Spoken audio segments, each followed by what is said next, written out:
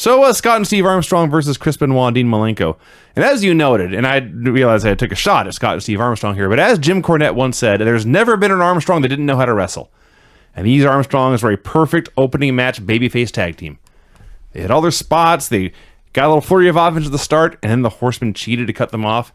And God bless Scott and Steve, but they were geeks, and the Horsemen were stars, and even when the Horsemen cheated, it was the stars winning, so the place went crazy.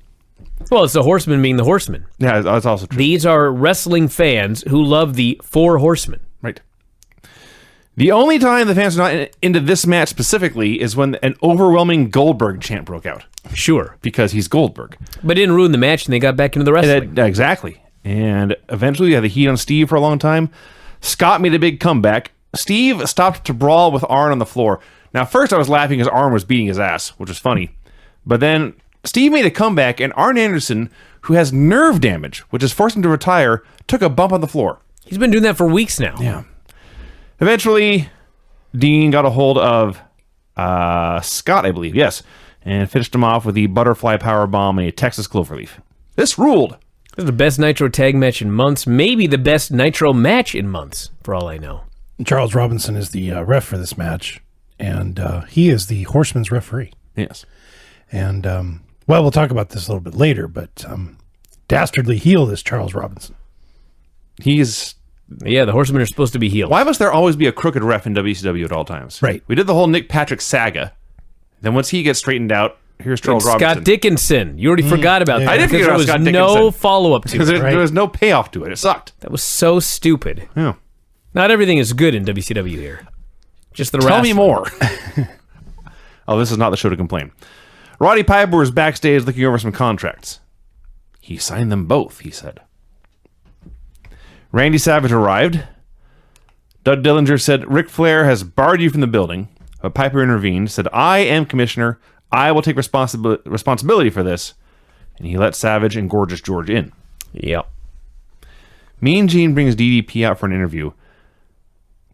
Okay, hold on. Vinny. For weeks now, I've been asking you if DDP is a babyface or a heel. Okay? Yeah. You keep telling me he's a heel. Right? Okay. It was not until the very end of the show that you were proven right. Pretty much. Where have you been getting that he is a heel? I mean, he was still mad at Scott Steiner, but it was mostly the way he did the comeback. What did he say in his comeback promo? I forget. He's been a dick. Yeah, but he's DDP. He's from Jersey. But he's like Mark. He's been a grumpy dick. Okay. He was a happy dick for the years before. I couldn't figure out. I mean, he's gonna. So many jokes. He did in this promo say that he was not going to face Goldberg here tonight. That was a heel move. Mm-hmm. He did the same thing last week. Yes, but then Goldberg comes out. They go nose to nose, and Page agrees to put the title on the line. So again, is he a babyface or a heel? So he, and to be fair, my takeaway from the show closing angle is that I have no idea who the babyfaces and heels are. I know Goldberg is a babyface. And I'm pretty sure Page is a heel, and the rest of it, I have no fucking clue. I think Hogan and Nash are baby faces. Right, but their friends in the NWO are heels. Yes, it's the B team, the black and white are heels. Scott Steiner's a heel, but everyone loves him. It's all Flair is a heel. Everyone loves him. I don't know. It's very complicated and convoluted. It's a convoluted mess, and it's not good. No, it's not good at all. The other thing is Page. Even though they showed here was in the context of the match, they had told us that at Spring Stampede, he was the one who had injured Hulk Hogan's knee. Mm-hmm. And he stole Bret Hart's ring post figure 4. But like I said, it was in the context of trying to win the world title. So this is not so much evil as it is just ruthless. Regardless, the majority of this promo was drowned out by Goldberg chants. They were in Gainesville, Georgia. I think I've said this like 3 weeks in a row, but they need to do every show from this place. Well, Goldberg was also getting a title match later in the evening, and the champion was Diamond Dallas Page. That's also true. So I think that everybody was figuring, well, obviously Goldberg's going to win the title here tonight. Yeah. So yeah, Page said, no, I will not defend the title tonight. It's not going to happen. He started to say why, but then Goldberg came out. Gene screamed, and I mean screamed, I'm out of here. He left, and Goldberg and Page went nose to nose, as Brian said, and Shivani somehow determined in this that Page had accepted Goldberg's challenge. Piper met with David Flair and his bottle of Surge. Gosh. They confirmed the contract, whatever it was, covered 72 hours just for observation. Yes. And David signed the contract and laughed. You know, I wrote a book about the death of WCW. You never mentioned that. The new and improved version, 40% larger. This book is so goddamn long. You read it, it's like reading the Bible. And actually, it's like... It's not like reading the Bible. It is like reading the Bible, Vinny. No, it's that thick. I wrote it in the King's English. Point of this is, this shit was a blink of the eye. Yeah. This fucking guy's in the mental hospital next week. Yes. And then he's going to be like buried in the desert. Right. Like this shit is just like... You think about the Attitude Era as like an era. Like the Pleistocene era. What's that again? It was 6 years. It's where the dinosaurs lived. And we're almost at the end of it. Yes. That's how you pronounce it. Sure. Pleistocene. So not? Do I have to look this up? I think it's just Pleistocene. Yeah, I said it right. You said Pleistocene. No, Pleistocene. Do it again. Pleistocene. Not Pleistocene. Pleistocene. Yeah. Pleistocene. Pleistocene. I was The closer. fucking point of this is, this era is very short. But, You've been watching it from the beginning. It's almost over. Yeah. But as much stuff happened in this very short era as actually happened in the real Pleistocene era. That is true. That's why it feels so long. There were dinosaurs. There were dinosaurs. There were cavemen. Yes, we call them Jim Duggan and Jim Duggan. yeah, He's dinosaurs. the low on the list of dinosaurs I was thinking of, but anyway. We can make a Bobby Heenan joke about his brain. Yeah. So after the break, Gene interviews Paige backstage just to make it clear what was not made clear in the promo segment. Paige says, yes, the title will be on the line. He has never backed down from a challenge in his life.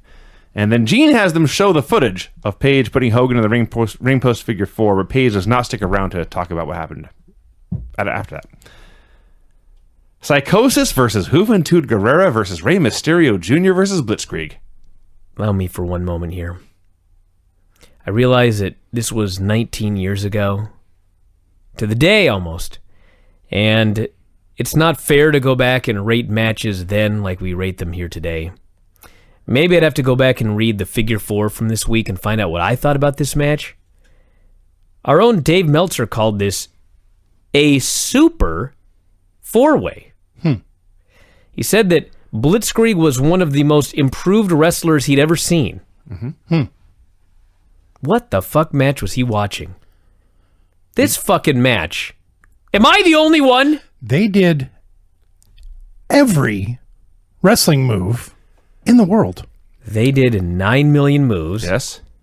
And they kept going. Yes. And they kept going. Yes. And they lost the crowd. That is true. Blitzkrieg that hit a twisting 450. Yes.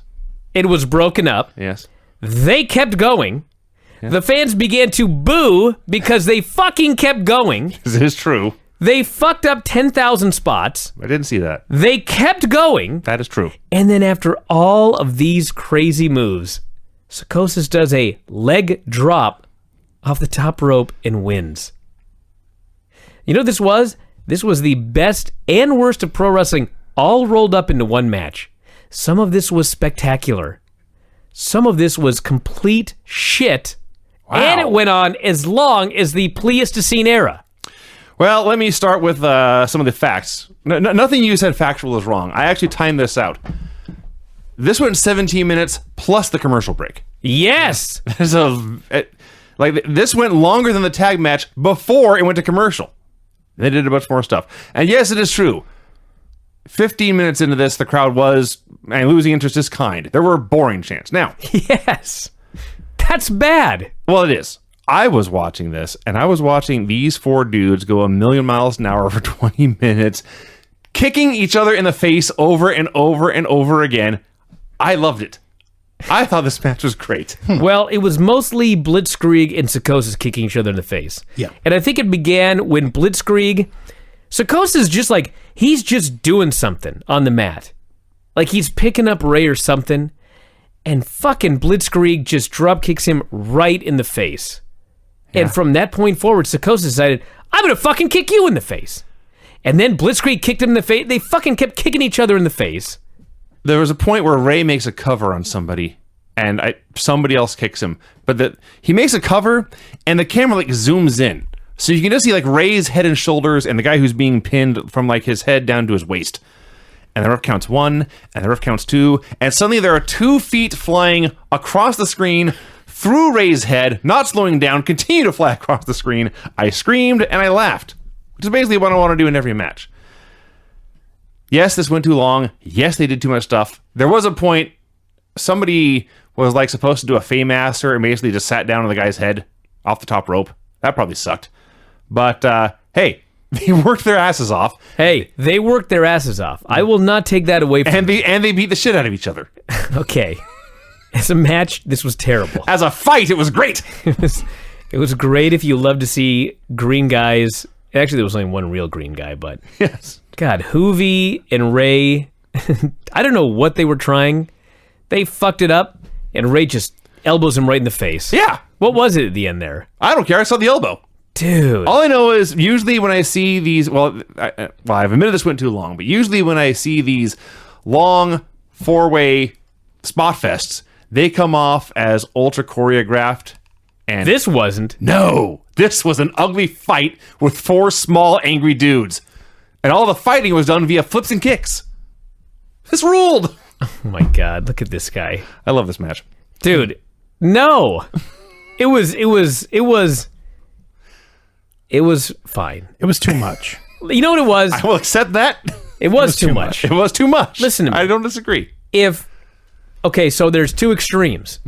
There's the old 205 Live, where there's a bunch of small men laying on the mat in headlocks for Yes. 15 fucking minutes, Yes. and everyone's bored out of their skull. Yes. Then there's this.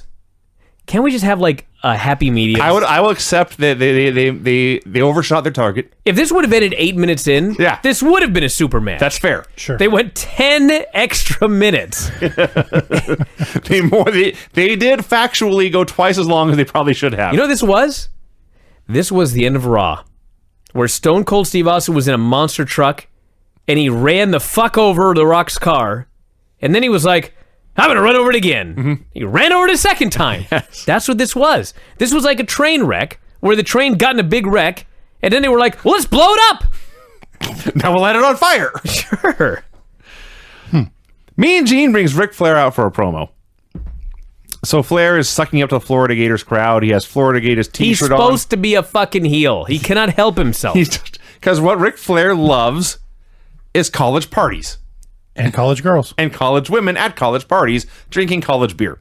So he's got the Florida Gators t-shirt on, as we will soon learn, Florida Gators boxers on. He's ranting about how great it is to be president. He promises to buy a drink for every single person in the crowd who shows up. He did say that. When Piper interrupts.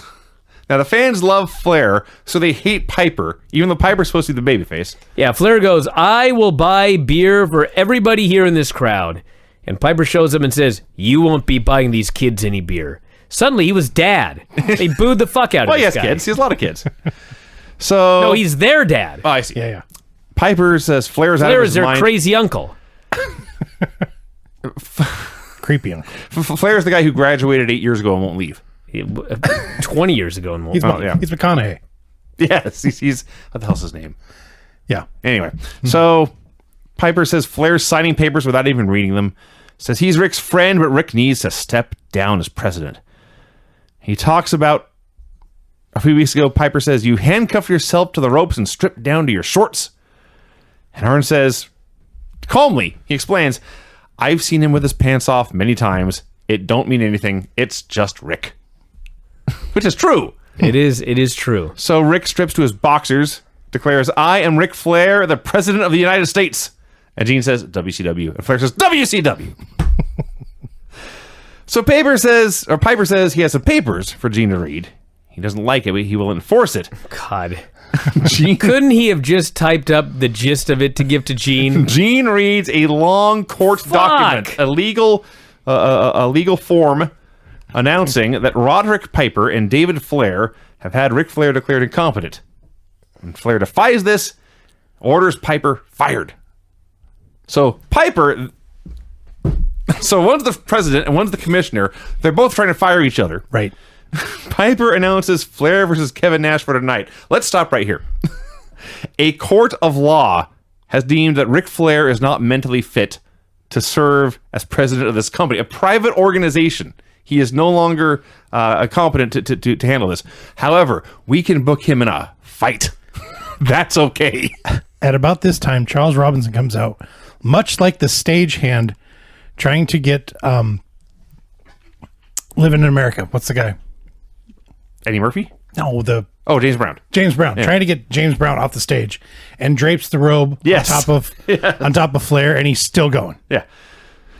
So Flair screams, "You're fired!" Piper says, "No, I'm not." And Flair says, "You're fired." And Piper says, "No, I'm not." And this goes on for a while. Flair books himself against Piper at Slamboree, and if Piper wins, you can run this damn company. You're fired, though. This keeps going on. Okay. Ordinarily, I would hate this segment. Why?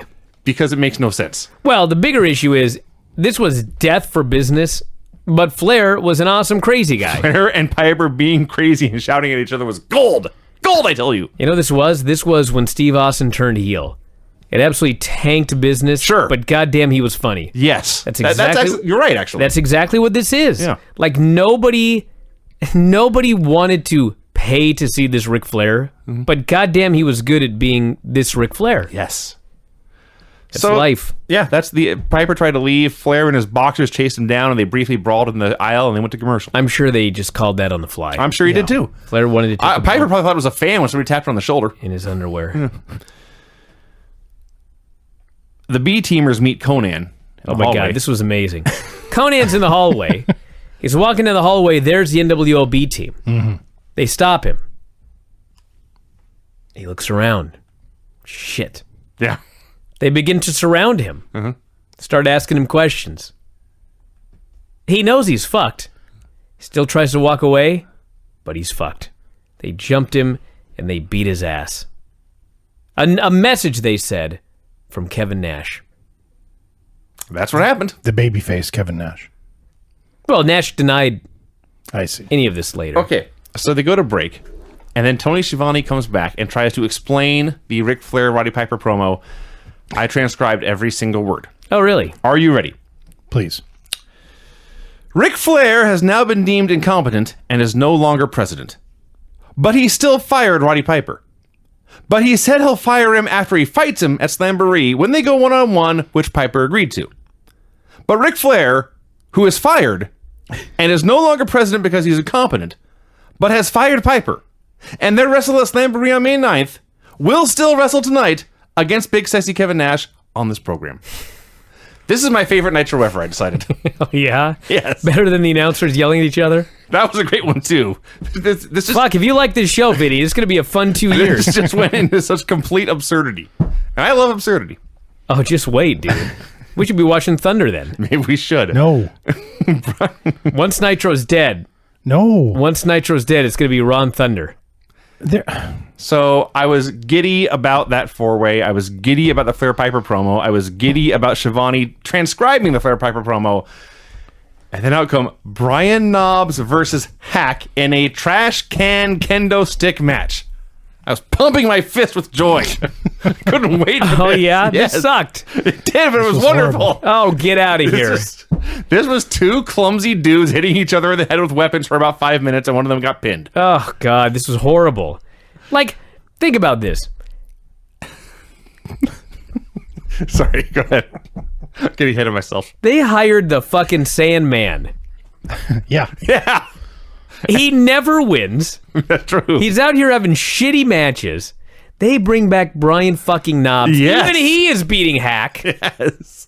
Just have a- Never had a singles match on Nitro before, let alone won one. they have a horrific match. I'm begging for the Road Dogg. At one Road point, Dogg was great at these. somebody does a move, and Tony says, and I quote, "A knee in the butt talks." Yes. Even I've never said that. A knee in the butt talks. I wrote it down. A knee in the butt talks, and then I realized if you read this and didn't see the show, you would think he was saying that the knee is doing the talking. No. No, he meant the buttocks. He just pronounced it butt talks. Oh, so he's saying like it's wisdom. A knee in the butt talks. I suppose it's a lesson That's not wisdom. He hit him in the butt talks. with his knee. Yes. Then Bam Bam threw Hack off the top. Lands face first on a ladder. These fucking guys killed each other. They absolutely did. Vinny laughs about this, but this was a life-shortening match. To be fair, I did write down, I am going to ignore the long-term repercussions of these headshots and just say this was a fun garbage match. Oh, Christ. This sucked. Both of them are live today, by the way. Yes. Have you seen the Sandman? Have you seen Brian? Actually, we did. Did you see the Brian men? Knox. Yes. We did see him. Yeah. Is this where the wrestling show is? We saw the Nasty Boys. I'm like, well, we're at the fucking Orleans. building, and there's wrestling in there. Yes, this is where the wrestling matches are. Randy Savage did a backstage promo saying this was the most recent time in his career. Word. Yes. It's true. He hyped up the gorgeous George Charles Robinson match and then brought in Medusa. Her return to the company. Randy says she'll be training George for the match. Medusa says she has always wanted to wrestle him, or had always wanted to wrestle a man. Would be proud to help George make a statement. You missed the most important things here. Savage is cutting a promo to build up a match at a pay-per-view between Gorgeous George and Charles Robinson. He builds up this match by saying, George is beautiful, but she's never had a match. Yes. She's had no matches. Yeah, his exact words. Is there a problem with that? Then Medusa shows up, and she actually says, when I am done training Gorgeous George, she will be able to beat any man in WCW. Okay, I didn't catch that. She'll beat Goldberg. Apparently. She'll beat Sting. I guess so. She'll beat Meng. Well, Meng I don't think that Meng is a happened. monster, not a man. That's true. So he's off the list. So earlier you mentioned Ric Flair was everyone's dad. When the B-teamers are hanging out in the locker room and in walks Kevin Nash in his plaid button-up and jorts and sandals, looking like dad just finished working the grill. The steaks are ready. He looked like dad coming in for the barbecue. So he was upset they had given a message to Conan. He knew nothing about this. Scott Steiner interrupts. He says he should be getting a title shot instead of Kevin Nash. He says, DDP's tramp hit me with a chair last week. You know I would have won. So if you don't change the championship match from you to me, you're going to get it. That's right. He left and Nash blew him off. Then Stevie Ray steps up and says, Nash, we know what you're doing behind our back. I don't. Do you I guys don't have a either. clue? I don't know think what the hell he's I don't talking think about. Stevie does. And then they said they were going to take out Scott Norton here tonight. Yes, they said they had taken out Conan earlier. Now they're going to take out Scott Norton later. I didn't see that. I think. That's Well, what they said. Yeah. Okay, well. Did I miss them taking him out later or even trying? You have confirmed what I thought they said. Yes. Because it made no sense then and it makes no sense now. Buff Bagwell comes out for a promo. Oh, we forgot to mention earlier that Berlin has debuted in the crowd. Oh, that's right. He was in the four-way. Yes. Tony Schiavone, of all people, recognized him as Alex Wright. That's true. So he's watching this match with his former dancing dildo partner against Buff Bagwell. Oh, yeah. Forgot about that. I did not put two and two together. I did. So Buff Bagwell versus Disco Inferno. Just the most basic, fun, old-school pro wrestling match. Yeah, it was fine. This is like the 1980s opener here on Nitro. Body slams and hip tosses and atomic drops. Shine, heat, comeback finish. Simple. Buff avoids the stunner, which is now called the Last Dance, and hits a running blockbuster for the win. This is good stuff. Scott Steiner came out with some women. And I will add, by the way, much hotter than the Godfather's women. I was saying. thinking Yes. that same thing. You're It's not absolutely even his right. gimmick. No. Well, Where is Godfather getting these women? strip clubs, No. No. bad strip clubs, No. the afternoon strip club. Rob says yes. fiendishly pointing. I don't know where they're coming from, but come on. The now. afternoon crew. So Scott cuts this awesome promo on Marcus Alexander Bagwell. Says, your ego's so big, it's blurring your vision of reality. You were a guy putting on a G-string and being an exotic dancer before we found you. You didn't belong in the NWO. When he got tired of having a cheerleader and left Buff laying, there's a reason nobody else in the NWO stepped up to help him. Says when Buff was born, his mama wanted a girl, but she got Buff instead. And this made Buff crazy. Real men, he says, don't wax their eyebrows. And they aren't Chippendales dancers. Started calling him Boy Bagwell. Says Boy Bagwell's really hot. He's flaming. He'd enjoy beating the hell out of him later. And the whole time, the crowd's chanting steroids at him. So he just flexes. He just feeds it. This was awesome. Yeah, he says you need a name that fits your feminine personality. So how about Boy Bagwell? Yeah, it's Scott Steiner. It is. Fans chanted steroids throughout all of this and throughout his entire match. Yes. Raven versus Kidman. Very short. Oh, God. Raven beat him up. Kidman tried a shooting star press. Raven blocked it with a chair, and then Benoit and Malenko attacked both men for the DQ. All you need to know is there were 9 million guys brawling here, and Bobby Heenan threw out the line, who's on whose side? Well, that's not a good... Goddamn good question. That's a great point, actually. I have no idea who's on whose side. I presume they're just building up a 3-way tag title feud. Well, That's it was very convoluted. if you look at the way they were dressed, Kidman and Raven should have been on the same team. Yes, they were both wearing jorts. Raven, or Saturn was in a dress, so he'd be his own team. Sure. And then Ray is in pajamas, basically. He's also his own team. And Benoit and Malenko look like wrestlers. Yeah, but it was a very intense brawl, but I can easily see how you could lose track of what was going on. Scott Norton versus Scott Steiner. Well, I was happy when this came on. So the announcers are very surprised. And again, it's Lucha Underground, where there's a backstage skit they don't see. They say Conan was supposed to be in this match against Scott Steiner, but they don't know why he's not there, but here's Scott Norton to wrestle Scott Steiner instead, which makes no sense because, again, they're both in the NWO. Right. Did not stop them from having the meanest guy match of all time. Sure.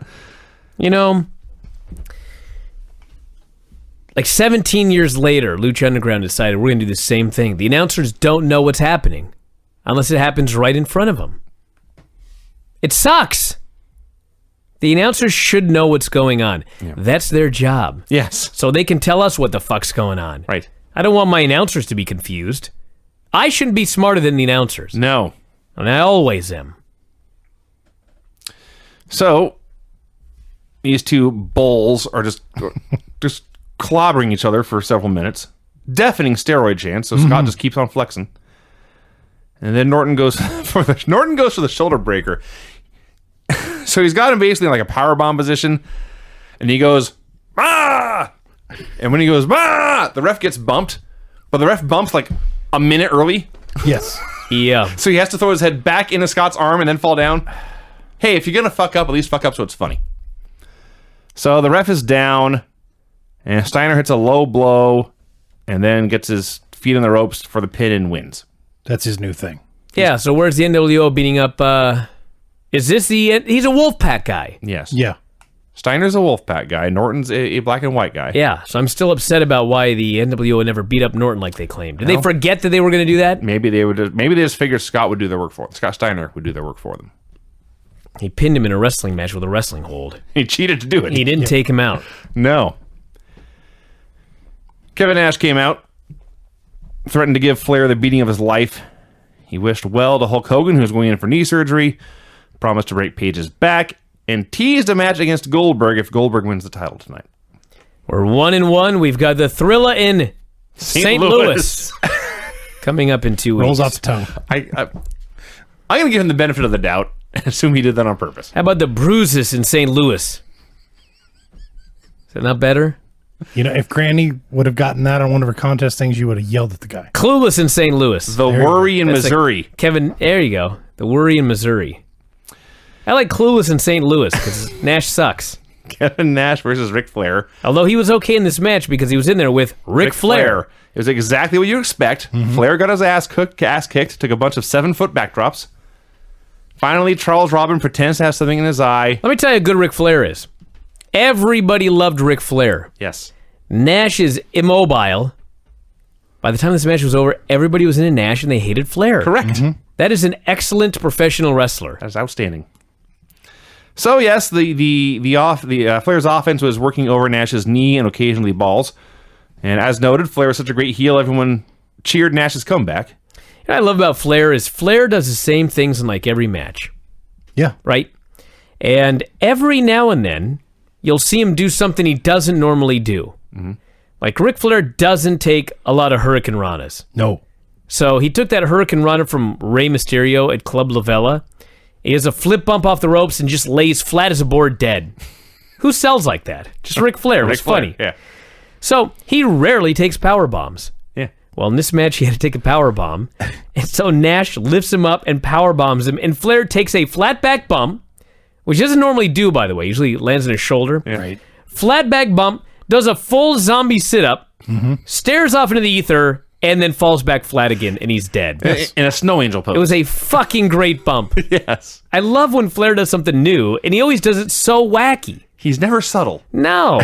This power bomb he took was so great. It's not in the man's vocabulary. No. So Nash hits the power bomb, but Charles Robinson, of course, is the crooked ref. He won't count, so he hits the floor and starts to leave. He is laid out from behind by Gorgeous George. She tears off his referee shirt. Hold on a minute. Like last week, she shows up with Randy Savage, and I can't even describe what she's wearing, but like she's smoldering. Yes. She fucking runs out this week. If this were WWE, she'd have run out in like an evening gown and then tore everything off so she's in her bra and panties and then put on a ref shirt. Yeah. She fucking runs out in overalls. It was the 90s. Oshkoshes. She was a fly girl, Covered head to toe. like TLC. She was like Left Eye. Puts on this ref shirt. Actually was a hell of a ref. Not going to lie. Got in there, counted She the pin. had one pin to count. Yeah, it was good. Some people can't referee, Vinny. She made it to 3. Ooh. Vinny. How many times did you have the most idiotic referee in your matches? All of them. Numerous. Exactly. So the Numerous point times. is she was not bad. Okay. We had a ref one time. Remember, it was Nick and Matt, and they were brawling outside, and this guy was a worker. And the ref counted all the way to 10, and he disqualified both of them, and that wasn't the finish. That sounds like an indie show. So Nash stayed down for all of this. He was killed by the powerbomb. Like 3 minutes went by. Nash puts a foot on Flair's chest. George counts 1, 2, 3. Nash pins Flair and wins. So Nash and George leave. Out come doctors in white coats with a stretcher. Now, they did not have a backboard or a neck brace or oxygen or any of that. No. It was just like a bed on a cart. Because he was being committed. Yes. They had, Not injured. They had white picked coats up, on. They had white coats on. You picked up on it. All the viewers picked up on it. The announcers did not. No. Neither did Ric Flair nor Charles Robinson. They had everything but the butterfly net. We can only hope. Arn's screaming at them to be careful. They're just manhandling Flair out of the ring and onto the stretcher.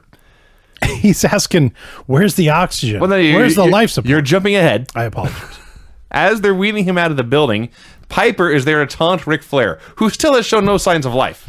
For all we know, he may have passed on. And Piper's there screaming, "Who's fired now?"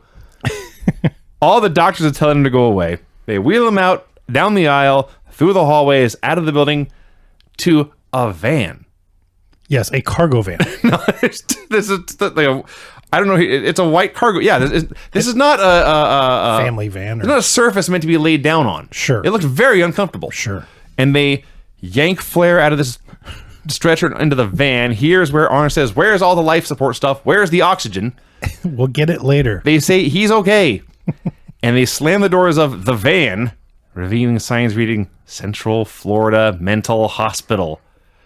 And Arn starts banging on the doors, and Flair springs to life. He's slapping on the windows from the inside, and then the van drives him off to the loony bin. This was glorious. This was awesome. Yeah, till they lost millions of viewers to Raw at this exact moment. Sure. They didn't even stay for Goldberg DDP. And they should They have. thought this was so stupid. And They they were skipped right. a Goldberg Championship World Title main event to watch Raw. That happened. Piper, by the way, is screaming at Flair, "You'll be okay. They have basket weaving and plenty of PG videos to watch." Hey, if you don't, like we've said this before, this company died, and we know this. We may as well laugh at their death. Well, there's going to be a lot of that coming up. Oh boy. Goldberg versus DDP This match was awesome. with Dusty Rhodes at the announce desk. So it was a very, very good match.